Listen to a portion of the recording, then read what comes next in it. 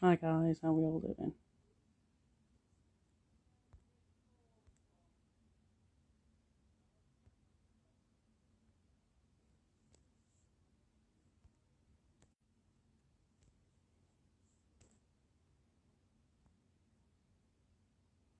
Hi Lily.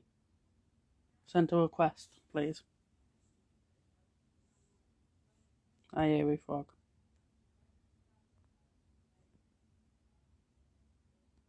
Click on that camera but icon.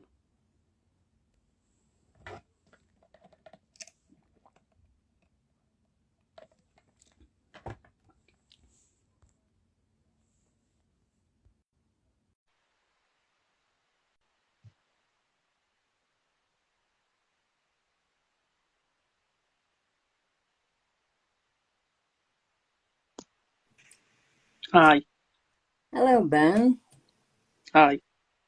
How are you today? I'm good, thank you. It's good to meet you. Thank you for inviting me. That's okay.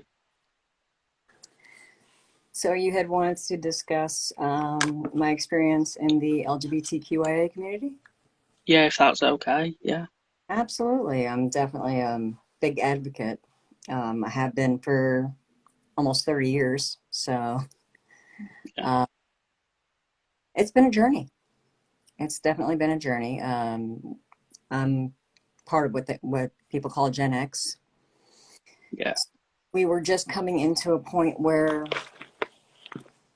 people were starting to be more public about being LGBTQIA, and not even Yeah. so much the entire community, just more of the lesbian, gay, and bisexual portion of it. Yeah. I do have to warn you, if you hear something that sounds like logs being sawed, it's my dog snoring. Because Okay, that's fine. yeah, he's pretty loud. We call him Thunderfloof. That's okay. But yeah, when I first started realizing my identity, I guess it just depends on who you talk to. Because I'm older, we used to call it orientation. Yeah. Um, I guess I realized I wasn't quite the same somewhere around 11 years old. Didn't know what it was all about. Yeah. I was 100% positive by the time I was 13. And due to my religious upbringing, I tried everything in my power to deny it, to include marrying a man at 16 years old.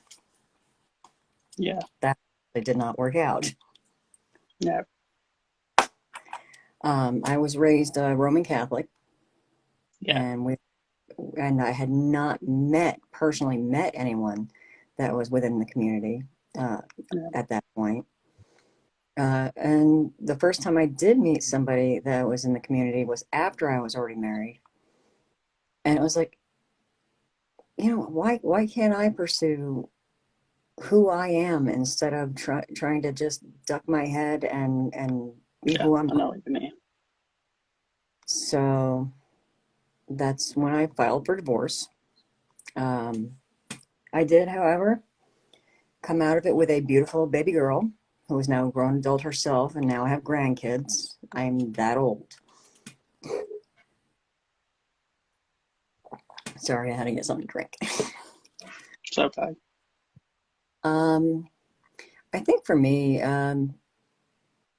being an advocate for LGBTQIA rights is just knowing how bad it was for the generation before me, Yeah.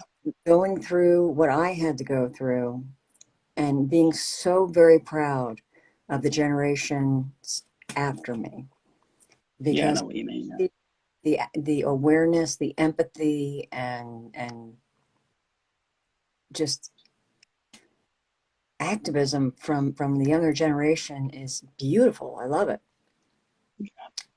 I'm a veteran of the United States Army, and during the time in which I served, it was under an era that we called "Don't Ask, Don't Tell." Are you familiar with that? Yeah, I've heard of that. Yeah. Okay.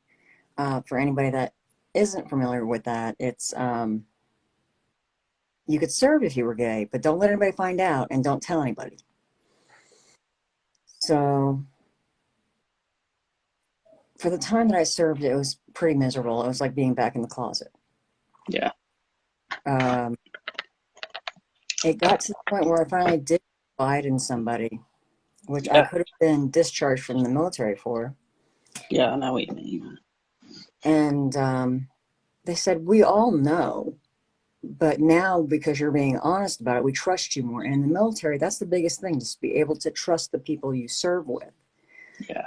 And I had heard for so long that, oh, if gays and lesbians or transsexuals serve in the military, it's just going to ruin unit cohesion and it's going to just kill morale, blah, blah, blah. But the most important thing when you're in the service is to be able to trust the man, woman, or non-binary person, trans person, the human being that's right Yeah. beside. That is the most important thing when you're in the military. And you learn that while you're in the military. So anybody that argued the whole preface of, oh, it's going to ruin the cohesion, it's going to bring down morale, they were absolutely wrong. Yeah. And I say that from firsthand experience and just from what people that I served with. And that was, I feel like it was before the wheel at this point because it's been so long. But, and now, the United States military is more accepting and supportive Yeah. LGBTQIA community than our own federal government. So, and as an, what I like to call an elder gay, I feel like Yeah. I'm I feel like I'm part of the Harry Potter stories when I say that.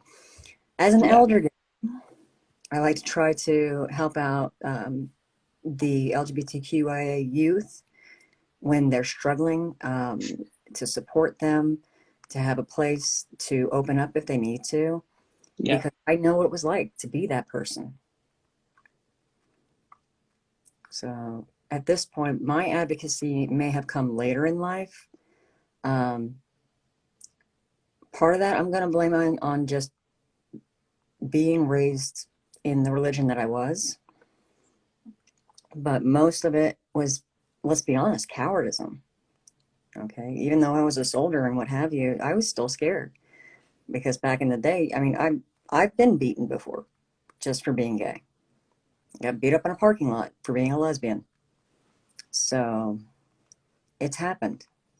I was assaulted in the military for being a lesbian because they thought they could change me. It caused me to have a Yeah. lot of Sorry issues. about that. I just had to put myself on mute a minute because I don't think it would have been the best. No, it's fine. Hearing my dad having the loo, I don't think that would be the best. You're fine, sweetheart. You're fine. But yeah, so my biggest thing is the protection of the younger generation because Yeah. I know what it's like to be on the violent end of it. Okay then. That's my Thank you. Yeah, thank you. And is this okay to go on YouTube? absolutely, absolutely, and Okay then, guys. That was Laurie coming out, sorry. It was live. Okay then, guys. Bye.